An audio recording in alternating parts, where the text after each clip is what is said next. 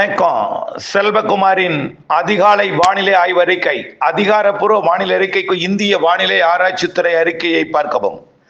2026 March 4 புதன்கிழமை அதிகாலை வானிலை பதிவு. வானிலை அமைப்பு: இலங்கை அருகே காற்று சுழற்சி நீடிக்கிறது. இது கிழக்கு காற்றை தென் மாவட்டங்களுக்கும் டெல்டா மாவட்டங்களுக்கும் லேசாக கொண்டு வந்து ஏற்றுகிறது. கிழக்கு காற்றில் தெற்கு புறம் வருவது வெப்ப நீராவி, டெல்டா மாவட்டங்களில் நுழைவது சற்று குளிர் நீராவி. இதுல உயரழுத்தம் சற்று வடக்கு நோக்கி நகர்ந்திருக்கிறது. சற்றுதான் தமிழ்நாட்டில் உயரழுத்த காற்று நுழைகிறது. ஆனால் ஈரோடு போகும் உயரழுத்த காற்றை விட திருப்பத்தூர், வேலூர், ராணிப்பேட்டை, திருவண்ணாமலை மாவட்டங்களுக்குள் நுழையும் உயரழுத்த காற்று கொஞ்சம் கூடுதல். அதாவது உயரழுத்த காற்று என்பது இரவு நேரத்தில் குளிரை கொடுக்கும், பகல் நேரத்தில் அனலை கொடுக்கும். பகல் நேரத்தில் சூரியன் வெப்பம் வந்ததும் அந்த காற்றில் இருக்கக்கூடிய ஈரப்பதம் லேசாக்கி மேலெடுந்து அனல் காற்றாக உள்ளே போகும்.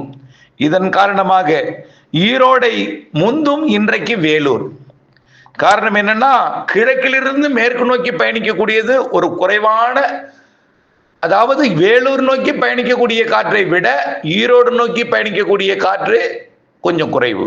அதாவது குளிர்ச்சித்தன்மை குறைவு, குளிர்ச்சித்தன்மை அதிகம் வடக்கு நோக்கி பயணிப்பது. இரவு நேரத்தில் குளிர் அதிகமாக இருக்கும், பனிப்பொழிவு இருக்கும், மூடுபனி இருக்கும் வடக்கே, அதாவது ஆந்திர எல்லையோரம். அது அப்படியே தலைகீழாக மதியம் அனலை கொடுக்கும். மதியம்னா சரியா ஒரு 3 மணி அளவில் தான் உள்ளே வருவதற்கு தாமதம் ஏற்படும்.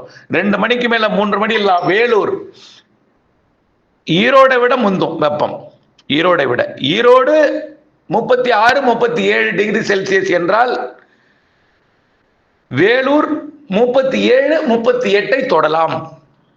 இப்போ ஈரோடு என்றால் கரூர் மற்றும் அதனை ஒட்டியுள்ள நாமக்கல் மாவட்டம், அதனை ஒட்டியுள்ள கரூர் மாவட்டத்தோட எல்லையோர திருப்பூர் மாவட்டம், இந்த பகுதியெல்லாம் நாம சேர்த்துக்கிறணும். அதாவது பாலக்காட்டு கணவாய்க்கு வடக்கேயும் அதன் உள்ளேயும், அதாவது தாராபுரம் இருந்து ஈரோடு வரைக்கும் உள்ள பகுதி கொஞ்சம் வெப்பம் அதிகமா இருக்கும். ஆனால் அச்சப்படுத்தவில்லை, 100 டிகிரியை தாண்டாது. நல்லா புரிஞ்சுக்கிங்க. வெப்பம் பிற இடங்களை ஒப்பிடும் பொழுது இங்கதான் அதிகமா இருக்கும். அதுவும் எவ்வளவுன்னா 37 டிகிரி செல்சியஸ், 98.6 டிகிரி ஃபாரன்ஹீட் இருக்கும். அவ்வளவுதான். 37 டிகிரி செல்சியஸ் என்பது 98.6, 100 டிகிரி எட்டலாம், நெருங்கலாம், அவ்வளவுதான். ரைட். இதை விட கூடுதலாக வேலூரில் இருக்கும். வேலூர் மட்டுமல்ல, ஆம்பூர், அதன் சுற்றுவட்டார பகுதி. வேலூர் நம்பர் 1 இடத்தை பிடிக்கும். வேலூர்ல எவ்வளவு இருக்குன்னா 38 தொடும். 38 என்பது 100 டிகிரி ஃபாரன்ஹீட். ஆக இன்றைக்கு வெயில் எங்க அதிகமா இருக்கும்? ஈரோடை விட வேலூர் கூடுதலா இருக்கும். ரைட். ஏன்னா உயரழுத்தம் சற்று வடக்கு நோக்கி விலகி இருக்கு. உயரழுத்த காற்று தான் குளிரையும் தரும், வெயிலையும் தரும். புரியுதுங்களா? கிழக்கிலிருந்து வரக்கூடிய காற்று கொஞ்சம் ஈரப்பதம், கொஞ்சம் மேகமூட்டத்தை கொடுக்கும். ஈரப்பதமும் கொஞ்சம் குளிரும் இருக்கும், கொஞ்சம் மேகமூட்டத்தை கொடுக்கும். கிழக்கிலிருந்து வரக்கூடியது காலை ஒரு 11, 12 மணிக்கு ஆங்காங்கே மேகம் சூழும் டெல்டாவிலையும் தென் மாவட்டங்கள்லையும். ஆனால் அது பெரிய அளவிலே மழையை தராது. தென் மாவட்டங்கள்ல ஓரிடங்கள்ல தூறலாம் 2 நாளைக்கு, இன்னைக்கும் நாளைக்கும். இன்றைக்கு 4ஆம் தேதி, நாளை 5ஆம் தேதி, 2 நாளைக்கு எங்காவது ஒரு இடத்துல தூறலாம். கேரள எல்லையோரத்துல நனைக்கலாம். அதாவது தென் மாவட்ட மேற்கு தொடர்ச்சி மலையில கேரள எல்லையோரத்துல நனைக்கலாம். இந்த வாய்ப்பு இருக்குது இன்னைக்கும் நாளைக்கும். மாலை இரவு தான் மேற்கே, மதியத்துல கடலோரம் தென் மாவட்டங்கள் ஒரு சில இடங்கள்ல தூறலாம். மேகமூட்ட வானிலை இருக்கும். சரி, இந்த காற்று சுழற்சி 2 நாளைக்கு தான். 4ஆம் தேதி, 5ஆம் தேதி, 6ஆம் தேதி வரை இருக்கும். 7ஆம் தேதியிலிருந்து இது விலகிடும். ஆனால் இந்த உயரழுத்தம் ஆக்கிரமித்திருப்பது வட உள் மாவட்டங்கள். கண்டிப்பா உயரழுத்தத்தோட வெப்பமும் உயரழுத்தத்தினால் இரவில் குளிரும் கொஞ்சம் அதிகமா தான் இருக்கும். கொஞ்சம், அதாவது ஈரோடு முதலிடம் பிடித்திருப்பது வரக்கூடிய நாட்கள்ல அது வேலூர் முதலிடத்தை பிடிக்க செய்யும். அவ்வளவுதான். இதே வெப்பம் நாளைக்கு எவ்வளவு இருக்குன்னு பார்த்தீங்கன்னா, சேலத்துல கொஞ்சம் கூடும். சேலம் மற்றும் ஈரோடு, அதாவது ஈரோடை விட சேலம் கூடி இருக்கும். இல்லைன்னா ஈரோடு சேலமும் கிட்டத்தட்ட ஒரே மாதிரி இருக்கும். 37 இருக்கும். 37, 38 கூட நாளைக்கு போகலாம். 38 கூட நாளைக்கு போகலாம், ஆனால் 37 உறுதி. அதே நேரத்தில் வேலூர் 38, 38 என்பது 100 டிகிரி, 37 என்பது 98.6.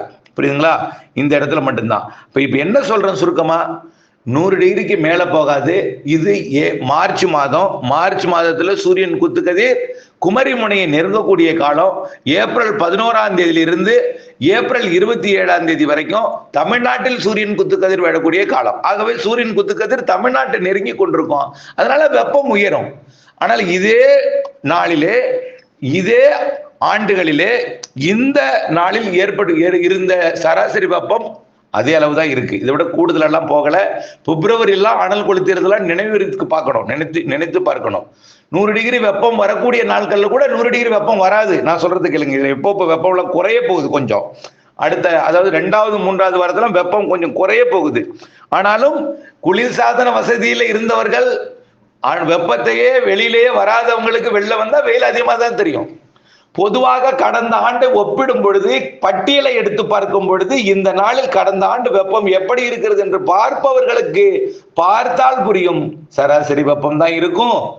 அறிக்கை தான் அச்சுறுத்தும். ஓகே, 100 டிகிரிக்குள்ள தான் இருக்கும். அப்புறம் இந்த 6, 7 கொஞ்சம் வெப்பம் கூடும். இன்னைக்கு 4, 5 தான் வெப்பம் கொஞ்சம் ஓரளவு 100 டிகிரியை ஒட்டி இருக்கும். அதுக்கப்புறம் இந்த காற்று சுழற்சியும் விலகிடும். அப்புறம் உயரழுத்தம் தமிழ்நாட்டுக்குள்ள நல்லாவே ஆக்கிரமிப்பை தொடங்கிடும். அதனால 6ஆம் தேதி என்ன ஆகும்னா, ஈரோட்டுக்கு வெப்பம் கூடும். ஏற்கனவே நாம ஈரோட்டுக்கு இல்லாம எங்க போகணும்னு சொன்னோம், திருப்பதி உள்ளிட்ட வேலூர் உள்ளிட்ட பகுதிகளுக்கு போகும். வேலூர் 39 ஆகுங்க, ஒரே ஒரு நாள் மட்டும். 39 என்பது 102. எப்போ 6ஆம் தேதி வேலூர் 39 ஆகும். அச்சப்பட வேண்டாம். அந்த வேலூர் ஏன் போகுதுன்னா, ஈரோடு வந்து கொண்டிருந்த காற்று சற்று வடமேற்காக பயணிக்கும் பொழுது தொலைவு அதிகம், இருக்கிற ஈரப்பதமும் சுத்தமா ட்ரை ஆயிடும்.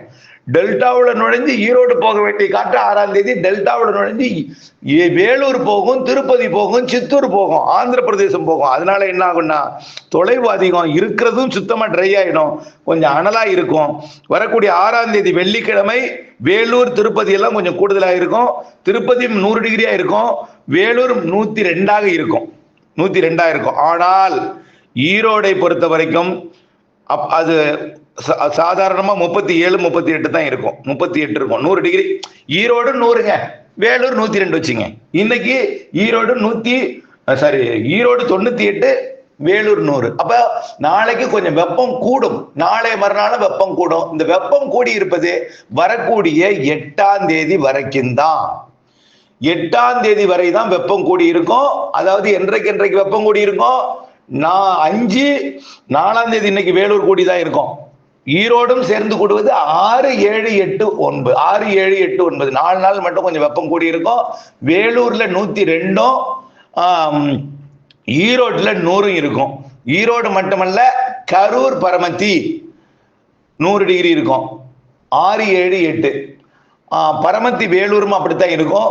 கரூரை ஒட்டிய நாமக்கல் மாவட்டம், அதே போல கரூர் மாவட்டம் மற்றும் அதனை ஒட்டியுள்ள திருப்பூர் மாவட்டம், ஈரோடு மாவட்ட காவிரி கரையோரம், இந்த பகுதி தான் அதிகமா இருக்கும். இந்த பகுதி அதிகமா இருக்கும் பொழுது கோயம்புத்தூர் கூட கொஞ்சம் வெப்பம் அதிகமா இருக்கும். பொள்ளாச்சி, உடுமலைப்பேட்டை கொஞ்சம் வெப்பம் அதிகமா இருக்கும். காரணம் என்னன்னா, உயரழுத்த காற்று உள்ளே நுழையும் பொழுது அது வெளியாகக்கூடிய வழித்தடம் அரபிக்கடலாக நோக்கி பயணிக்கும் பொழுது பாலக்காட்டு கணவாயாக இருக்கும். புரியுதுங்களா? அதனாலதான். ஏன்னா உயரழுத்தம் தாழ்வு சுழற்சி விலகிய பிறகு உயரழுத்தம் வந்து ஆக்கிரமிக்கணும். உயரழுத்தம் இரவிலே குளிரும், பகலில வெயிலையும் கொடுக்கும். 3 நாளைக்கு வெயில், 4 நாளைக்கு வெயில் கொஞ்சம் கூடுதலா இருக்கும்னு ஏற்கனவே நாம சொல்லியிருக்கிறத நான் நினைவுபடுத்த விரும்புறேன். 102 ஆகும் வேலூர். Right, okay. அடுத்தபடியாக 8ஆம் தேதிக்கு மேல 9ஆம் தேதியிலிருந்து கண்டிப்பா 10ஆம் தேதியிலிருந்து 20ஆம் தேதி வரை வெப்பம் குறையும். வேலூரே 100க்கு கீழே தான் இருக்கும். ரொம்ப ரொம்ப குறையும். சில நாள்லாம் 36 தான் இருக்கும். சில நாள்லாம் 36ங்கிறது 96.8 டிகிரி ஃபாரன்ஹீட். 9ஆம் தேதியிலிருந்து 20ஆம் தேதி வரைக்கும், ஏன் மாச கடைசி வரைக்கும் கொஞ்சம் குறைவா தான் இருக்கும். மாத இறுதியில தான், மார்ச் 21 தான் சூரியன் குத்துக்கதிர் நிலநடுக்கோட்டுக்கு வந்து வடக்கு நோக்கி வரப்போகுது. ஏப்ரல் மாதம் 11ஆம் தேதி குமரி முனையிலையும் அப்படியே ஏப்ரல் 17, 18 டெல்டா மாவட்டங்கள் மீதும், ஏப்ரல் 27 சென்னைக்கும், ஏப்ரல் 28, 29, 30, 31 ஆந்திர பிரதேசத்துக்கு பயணிச்சு ஜூன் மாதம் 1ஆம் தேதி கொல்கத்தாவுக்கு போய் சென்றடையும். இப்படி வடித்த இடத்துல மார்ச் 21க்கு மேல சூரியன் குத்துக்கதிர் நெருங்கினாலும் கொஞ்சம் வெப்பம் இன்றைக்கு, அதாவது இந்த வரக்கூடிய 6, 7, 8 தேதியில் இருக்கிற வெப்பத்தை விட குறைவாக இருக்கும். ஆகா, இன்னைக்கே இப்படி இருக்கே, அப்ப ஏப்ரல் மே தளத்து வெடிச்சிருமோ அப்படின்னு நீங்க பயப்படுவீங்க. அதுக்காக நான் சொல்றேன், 6, 7, 8 3 நாளும் இருக்கக்கூடிய செட்டிங் அம்மாதிரி இருக்கு. ரொம்ப தொலைவிலேயே காற்று இறங்குகிறது, உயரடுத்த காற்று தொலைவிலிருந்தே வெப்பமடைந்து வருகிறது. கொஞ்சம் கூட நீராவி இல்லாமல் போயிடும். ஆனா அதே பகல்ல நீராவி இல்லாமல் இருக்கும். இரவில அதிக நீராவியை கொடுத்து குளிரை கொடுக்கும். நல்லா புரிஞ்சுங்க. அதிகாலை நேரத்துல குளிர்ச்சியா இருக்கும். 22, 21 டிகிரி தான் இருக்கும். 21 டிகிரி இருக்கும். 21 அப்படியே மதியம் 3 மணிக்கு என்ன ஆகுதுன்னா கடுமையான வெயிலாக 39 டிகிரியாக போகும் வேலூர், 38 இருக்கும் ஈரோடு, கரூர், பரமத்தி. பாக்கி இடம்லாம் கொஞ்சம் கூடி இருக்கும். அது நீங்கள் இது கோடை என்பதை நினைவுபடுத்திக்கணும். ஆக இப்பயே இவ்வளவு வெயில் இருக்கு, ஏப்ரல் மேல ரொம்ப தாங்காதுன்னு நினைச்சிடாதீங்க. அப்படி இருக்காது. செட்டிங் மாறி மாறி செட் ஆகும். 10ஆம் தேதியிலிருந்து 20ஆம் தேதி வரை வெப்பம் குறையும்னா குளிர்ச்சியா ஜில்லுன்னு ஐஸ் கட்டி ஆகாது. 36 டிகிரியாக இருக்கும். 36 என்பது 96.8 டிகிரி ஃபாரன்ஹீட். இது எங்க? கரூர். நான் பேசுவதெல்லாம் அதிகபட்ச வெப்பம். கடலோரம் எவ்வளவு தெரியுமா இருக்கும்? சாதா 33, 34 தான் இருக்கும். 95 டிகிரி ஃபாரன்ஹீட்டுக்குள்ளதான் இருக்கும் கடலோரம். அதிகபட்ச வெப்பநிலையே உங்களுக்கு நம்ம நேற்றைக்கு அனுபவிச்சதெல்லாம் உங்களால தாங்க முடியல என்று சொல்லுகிறக்கூடிய வெப்பமே 96.8 தான். 100 டிகிரியோட கிடையாது. நாம பழுதையெல்லாம் மறந்துடுறோம். மரங்கள் குறைவாக இருக்கக்கூடிய இடத்தில் இருந்தால் உணரும் வெப்பம் அதிகமாக இருக்கும். அவ்வளவுதான். அதே போலதான் புழுக்கம் கொஞ்சம் அதிகமா இருக்கும் சில நேரங்கள்ல. அவ்வளவுதான். அதனால வெப்பம் உணர்வது, சூடு அதிகமா உணரப்படுகிறது. சரி, மழை எப்போ? ரைட், இன்றைக்கு நாளைக்கு லேச தென் மாவட்டங்கள்ல ஒரு சில இடங்கள்ல தூறலாம்னு சொல்லி இருக்கிறோம். அதுக்கு அடுத்த மழைனா 8ஆம் தேதியிலிருந்து 20ஆம் தேதி வரை அடுத்தடுத்த 2 காற்று சுழற்சி வருதுன்னு சொல்லி இருக்கிறோம். அதுல மழை உறுதி. 10ஆம் தேதியிலிருந்து 20ஆம் தேதிக்குள்ளர, அதாவது முதல் சுழற்சியால் 10 to 14, இரண்டாவது சுழற்சியால் 15 to 20, 2 சுழற்சியால மழை வாய்ப்பு இருக்கு. கண்டிப்பா தென் மாவட்டங்கள், தென் மாவட்ட மேற்கு தொடர்ச்சி மலை, கேரளா மற்றும் மேற்கு மாவட்டங்கள்ல இருக்கு. கடந்த சில நாட்களுக்கு முன்பு பெய்தது போல தென் மாவட்டங்கள், மேற்கு மாவட்டங்கள், மேற்கு தொடர்ச்சி மலைப்பகுதிகள் ஆங்காங்கே தான். புரியுதுங்களா? ஒதுக்கி நல்லா பாருங்க, மனசாட்சியை தொட்டு சொல்லுங்க. ஒதுக்கின்னு தான் சொல்றோம். கடந்த முறை பெய்ததா இல்லையா? ஒதுக்கி. அதே போல ஆங்காங்கே இந்த மாத இறுதியில் இருக்கு. டெல்டா மாவட்டங்களுக்கும் தூறல் சாரல் நனைக்கும் மழை பொழிவு குறைந்தபட்சம் தெரிகிறது. சற்று கூடுதலுக்கும் வாய்ப்பு இருக்கு. ஆனால் நான் எதுவும் கூடுதலாக இருக்கும்னு நான் சொல்லல, அச்சமோ பீதியோ படுத்தல. உங்க விருப்பத்திற்கு பணி செய்யலாம். அப்டேட்ஸோட இணைந்திருக்கணும். அவ்வளவுதான். 8ஆம் தேதிக்கு மேல் வெப்பம் கொஞ்சம் குறையுங்கிற அறிக்கையை மட்டும் டெல்டா கொடுத்திருக்கேன். அப்புறம் இரவு நேரத்தில் குளிர் என்பது தொடர்ந்து இருந்து கொண்டே இருக்குங்க இந்த மாத இறுதி வரைக்கும். சூரியனின் குத்துக்கதிர் வரக்கூடிய மார்ச் 21க்கு அப்புறம் கொஞ்சம் இரவு நேர வெப்பநிலை கொஞ்சம் கூடலாம். ஆனால் அது வரைக்கும் மாத இறுதி வரைக்கும் இரவு நேர வெப்பநிலை குறைந்தும் பகல் நேர வெப்பநிலை உயர்ந்திருந்தாலும் அதிகபட்சம் 102 வேலூர் எட்டும், வரக்கூடிய 6, 7, 8 அதற்கு பிறகு குறைந்து சீராக இருக்கும். 100 டிகிரிக்குள் இருக்கும். இந்த மாத இறுதியில வரக்கூடிய நிகழ்வு இந்த மாத 10ஆம் தேதியிலிருந்து 20ஆம் தேதி வரை 2 நிகழ்வு இருக்கு. அது காற்று சுழற்சி, தாழ்வு நிலை, தாழ்வு பகுதியாக மாறலாம். ஆனால் நமக்கு மழை எப்படி இருக்கும், தமிழ்நாட்டிற்கு எப்படி இருக்கும் என்பதில் ஆய்வில் இருக்கு. குறைந்தபட்சம் தென் மாவட்ட மேற்கு தொடர்ச்சி மலைக்கு லேசான மிதமான மழைப்பொழிவை தென் மாவட்டங்களுக்கும் தென் மாவட்ட மேற்கு தொடர்ச்சி மலைக்கும் தெரிகிறது. கேரளாவிற்கு உறுதியாக இருக்கிறது, கர்நாடகாவிற்கும் இருக்கிறது என்பதை தெரியப்படுத்த விரும்புகிறேன்.